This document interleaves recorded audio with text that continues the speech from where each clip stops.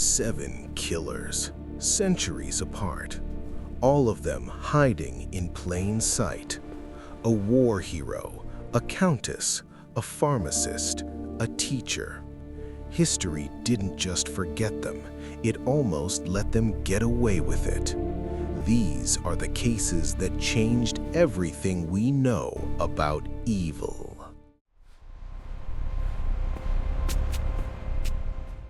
In 1969, Northern California newspapers received a chilling message in code. The sender claimed to be collecting slaves for the afterlife and signed his letters with a circle and crosshairs. 5 confirmed dead, identity still unknown. The Zodiac killer attacked 7 people in 4 separate incidents between December 1968 and October 1969. 5 victims died: David Faraday and Betty Lou Jensen in Benicia, Darlene Ferrin at Blue Rock Springs Park, Cecilia Shepard at Lake Berryessa, and cab driver Paul Stein in San Francisco. 2 victims, Michael Mageau and Brian Hartnell, survived. The killers sent over 20 letters to newspapers and police between 1969 and 1974, including 4 cryptograms. 2 were solved in 1969 and 2020. 2 remain unsolved. In his final confirmed letter in 1974, he claimed 37 victims, though only 5 are confirmed. Despite thousands of suspects investigated over decades, including Arthur Lee Allen, who was publicly named by police, the Zodiac killer has never been identified.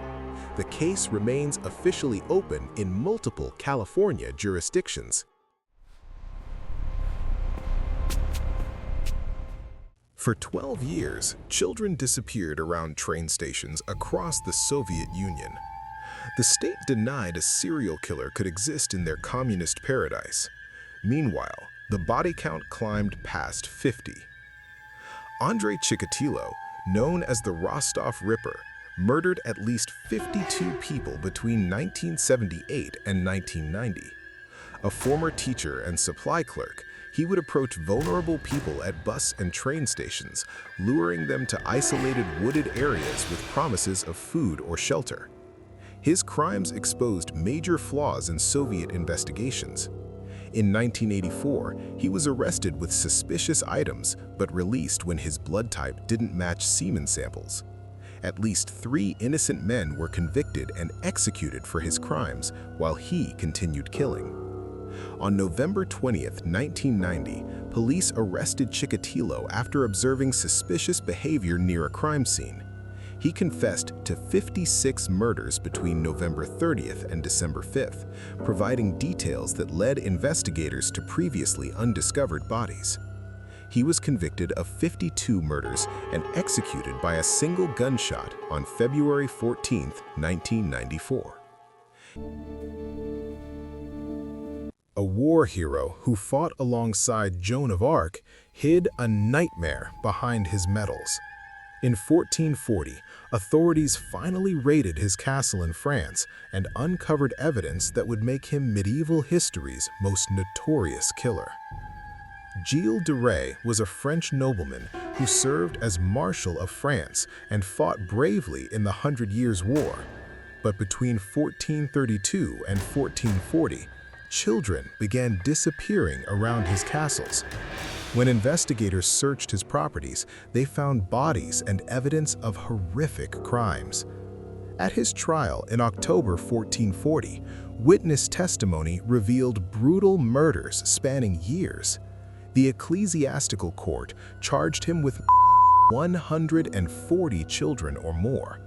Though historians still debate the exact numbers, the trial testimony from servants and accomplices detailed systematic torture and killing. On October 26, 1440, Gilles de Rais was hanged and burned. His story would later inspire the legend of Bluebeard and remains one of the earliest documented serial murder cases in European history. In 1610, Armed men stormed a Hungarian castle and arrested one of the most powerful women in the kingdom. What they claimed to find inside would cement her place as history's most prolific female serial killer. But was it all true? Elizabeth Bathory was a Hungarian countess born into extreme wealth and power in 1660. After her husband's death in 1604, accusations began to surface. When she started targeting daughters of nobility rather than just peasants, King Matthias II ordered an investigation. On New Year's Eve 1610, authorities arrested Bathory at Czeceny Castle. The trial that followed heard testimony from over 300 witnesses. She was charged with 80 counts of murder and convicted. The ecclesiastical sentence referenced 140 victims or more, though modern estimates vary wildly. Bathory was never formally tried herself due to her noble status. Instead, she was imprisoned in her own castle, walled into her chambers, where she died on August 21, 1614. Modern historians increasingly question whether political rivals exaggerated the accusations to seize her lands and cancel the king's massive debt to her. In colonial India, travelers whispered about gangs that befriended you on the road, then strangled you in your sleep. British authorities claimed one man was present at over 900 murders. But how much was truth and how much was colonial exaggeration? Bayram led a Thuggee cult in central India during the early 1800s. The Thuggees were organized groups who strangled victims using a ceremonial cloth called a rumal. They operated by joining groups of travelers, gaining their trust, then attacking at night. According to British records from his 1840 trial, Bayram stated he had been present at 931 murders and personally strangled about 125 people. He used a rumal with a medallion sewn into it that would strike the victim's throat during strangulation.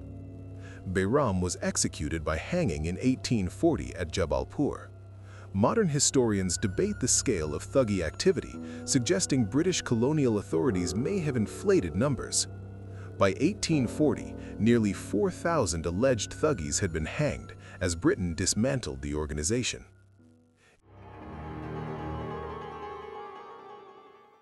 During Chicago's 1893 World's Fair, a charming pharmacist built a hotel specifically designed to kill his guests. Or did he? The truth about H.H. Holmes is far more complex than the legend. Herman Webster Mudgett, using the alias H.H. Holmes, owned a building in Chicago's Inglewood neighborhood. The structure had oddly designed rooms and features that would later fuel sensational newspaper stories about secret passages and torture chambers. Holmes confessed to 27 murders, though some of his alleged victims were later found alive. Modern historians confirm only 9 victims with certainty. Most were people Holmes knew personally through business schemes, not random tourists.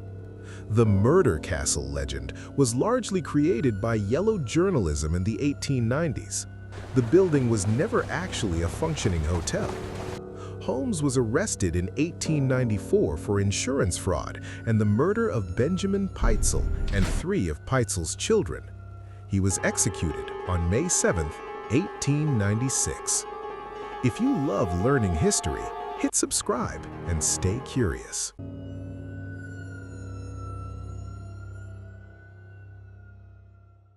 London, 1888. A killer is hunting in the fog, and the police never catch him. In just 10 weeks, 5 women are murdered.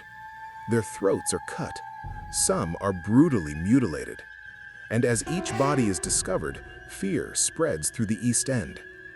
Rumors move faster than the police. Shops close early, streets empty before midnight. On September 30th, he strikes twice in one night, less than an hour apart. Now the entire district is on edge. Over 1,000 people are questioned. No fingerprints in use, no modern forensic science. Then a letter reaches a London news agency. It's signed, Jack the Ripper. Was it the killer? or someone feeding the panic. The final victim is found on November 9th. After that, the murders stop. No one is ever charged, and more than a century later, the name still remains, but the man does not. If you love learning history, hit subscribe and stay curious.